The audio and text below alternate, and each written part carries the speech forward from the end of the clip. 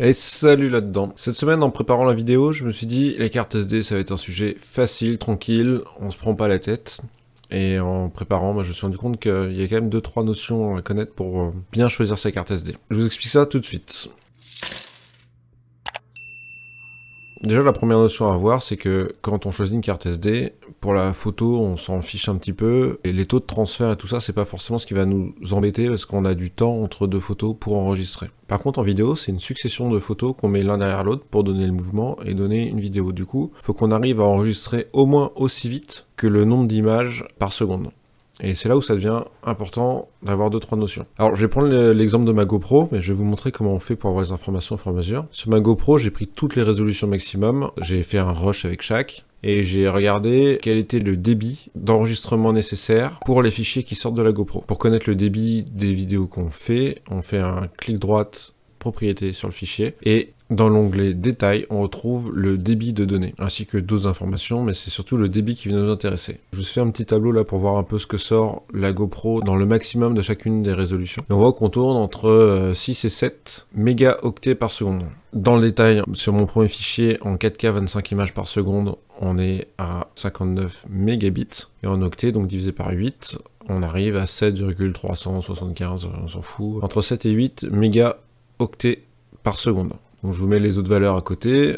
Sur la GoPro, on va rester sur des débits similaires, mais par exemple au hasard, si on prend la FX3 dans les résolutions maximum, en XAVC HS 4K, on est à 25 mégasecondes, et en XAVC SI 4K, me demandez pas ce que c'est aujourd'hui, je sais pas vous l'expliquer, on est à 75 mégasecondes. C'est une première notion qu'il faut connaître pour savoir ce qu'on veut enregistrer, donc en quelle résolution, à combien d'images par seconde, parce que plus on va avoir d'images par seconde, plus on va avoir un gros fichier et un gros débit. Le débit étant toujours la vitesse qu'il faut pour être capable d'enregistrer les images qu'on filme. Donc à partir de là, on va avoir un premier jet sur qu'est-ce qu'on a besoin. Donc moi, pour ma GoPro, on voit que j'ai besoin d'un minimum de 8 mégaoctets par seconde. En dessous, la GoPro, votre téléphone, n'importe quoi, n'arrivera pas à écrire au fur et à mesure ce que ça filme. C'est-à-dire que ça ne marchera pas, tout simplement. Une fois qu'on sait ça, on peut regarder qu'est-ce qui existe comme carte SD. Déjà, il y a une donnée importante, ça va être la taille. Il vous faut forcément la carte SD qui correspond à l'appareil que vous utilisez.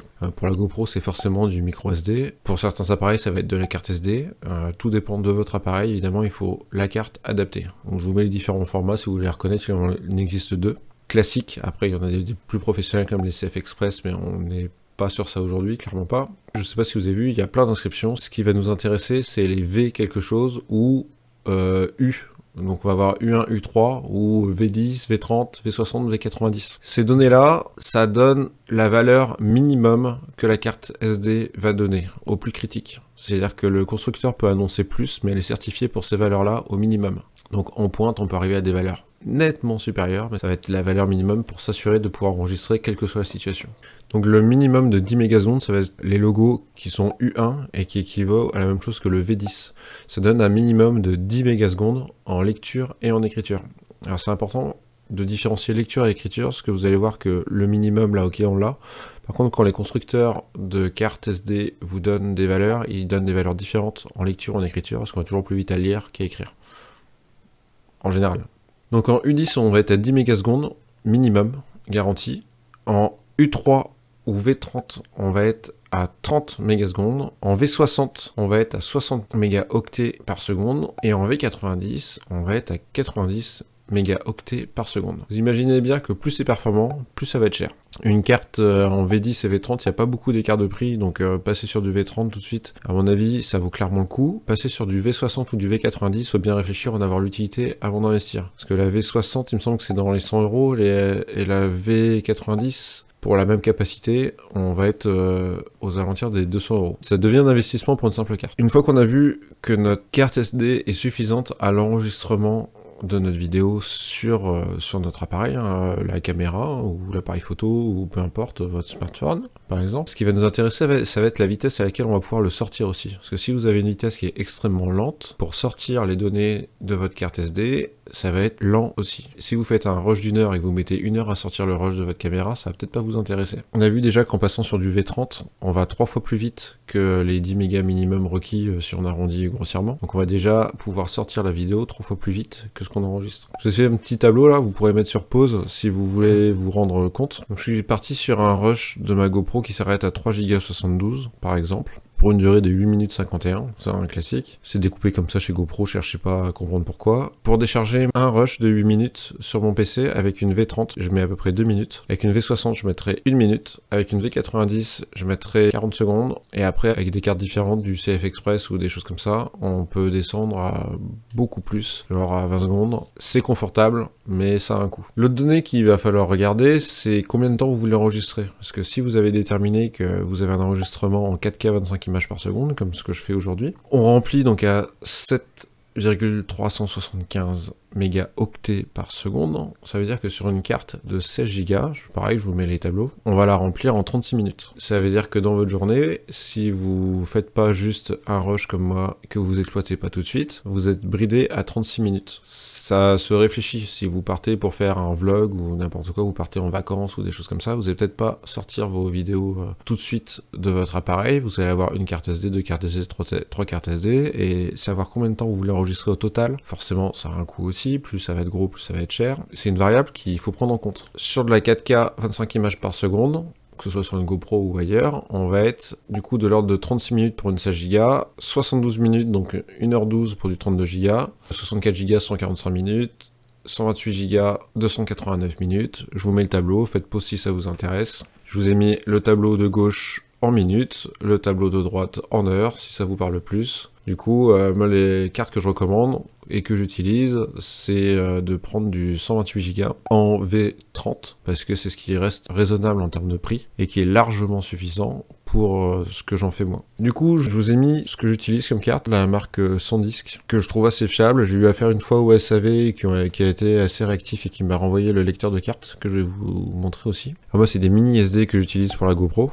En V30, la SanDisk Extreme, elle est à 19,18 €. Parce qu'après, si on passe sur de la V60, alors SanDisk a pas l'air d'en faire en V60, et les cartes qui existent en V60 en micro SD, il y a ProGrade qui en a, et là déjà on passe à 117 €. C'est un budget. En carte SD classique, en V30, il y a la même gamme. De toute façon, je vous mets les liens en description, c'est des liens affiliés. En carte SD classique, il y a les Extreme Pro en 128 Go qui sont en V30.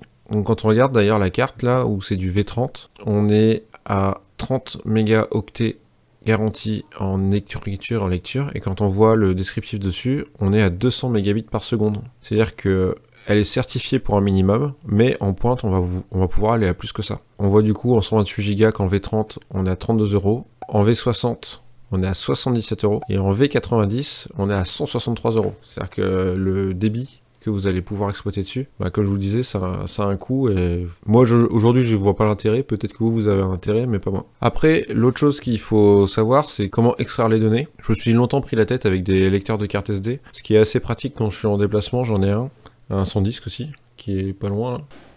C'est dans ma boîte GoPro. J'ai toujours mon petit lecteur SanDisk qui est passé en SAV, qui m'ont renvoyé, il avait fumé, donc ils m'en ont renvoyé un autre sans discuter. Alors ça, c'est pas ce que j'utilise et que je trouve le plus pratique finalement, parce que le cordon USB-C pour aller à mon téléphone ou la GoPro, c'est tout aussi efficace, je trouve, parce qu'il n'y a pas besoin d'aller sortir la carte SD de l'appareil, tout ça. Et ça permet d'avoir un appareil en moins, parce que le cordon, finalement, on l'a tout le temps pour charger, et ça permet d'avoir le bon appareil. Alors vous faites pas voir, parce que les cordons, j'en ai testé plein. Je vais vous dire lequel j'utilise en ce moment d'ailleurs, je vais vous mettre le lien aussi. Parce que suivant le cordon que vous utilisez, vous allez pas pouvoir transférer aussi vite avec l'un ou l'autre. Je pensais pas que ça avait une réelle incidence, et j'en ai testé plusieurs, et j'ai vu la différence quand j'ai voulu mettre la GoPro en webcam. Et bah il y a des cordons avec lesquels ça marche pas. Pareil, quand je passe par un concentrateur USB, là, j'en ai un sur mon bureau, là. La GoPro, pas moyen de la faire marcher en webcam, parce que les débits sont réduits par la taille du câble. Du coup, il faut un câble qui tient la route, ou un lecteur. Alors, pour sortir les données, ça va avoir un intérêt de le brancher et d'avoir un lecteur en USB 3. L'USB 3, il se reconnaît parce que en général, dans le port USB, c'est bleu.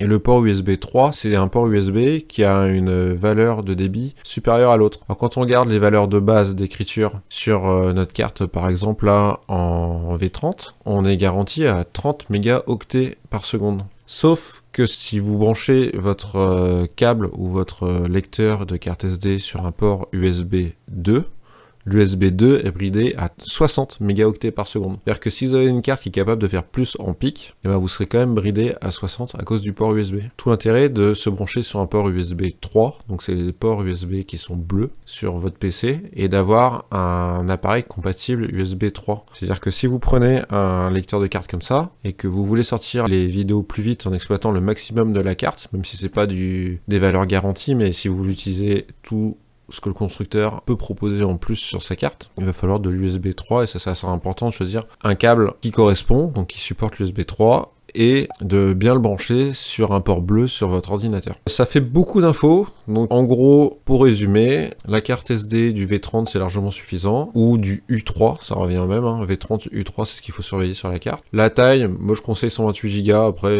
c'est à vous de voir, et un bon câble de décharge, et surtout le brancher sur le bon port pour utiliser les maximums des performances. J'espère que c'est pas trop lourd comme information. Dites-moi si la technique vous intéresse réellement, si des calculs par exemple auraient pu vous intéresser sur telle résolution, comment on fait pour arriver au débit qu'il faut. Comme d'hab, on s'abonne, on met le pouce, tout ça, ça fait plaisir, merci. Si ça vous intéresse les formats vidéo, j'ai fait une autre vidéo par là.